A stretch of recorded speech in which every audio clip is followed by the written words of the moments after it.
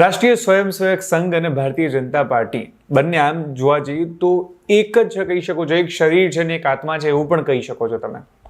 પરંતુ છેલ્લા થોડા સમયથી જ્યારથી લોકસભાની ચૂંટણીનું પરિણામ આવ્યું છે એના પછી રાષ્ટ્રીય સ્વયંસેવક સંઘ એના નેતાઓ નહીં પરંતુ જે પદાધિકારીઓ છે એ અને એનું જે ઓર્ગેનાઇઝર નામનું જે એક સામાયિક નીકળ્યા છે એ આ તમામની અંદર ક્યાંક ભારતીય જનતા પાર્ટીના કાન ખેંચવામાં આવી રહ્યા છે.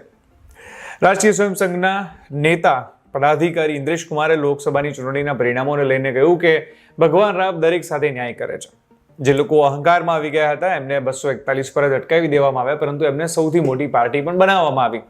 સાથે કહ્યું કે ઇન્ડિયા ગઠબંધન જે છે એ રામ વિરોધી છે, ભગવાન વિરોધી છે એવું કહીને એની ઉપર પણ નિશાન સાધ્યું છે. છેલ્લા થોડાક સમય પહેલા મોહન ભાગવતનું એક નિવેદન સામે આવ્યું હતું, જેમાં મોહન ભાગવતે પણ કહ્યું હતું કે મણિપુર ઉપર ધ્યાન આપવું જોઈએ અને ચૂંટણીની અંદર જે છે વાણી વિલાસ ઓછો કરવો જોઈએ એવી નસીહત એમણે આપી હતી.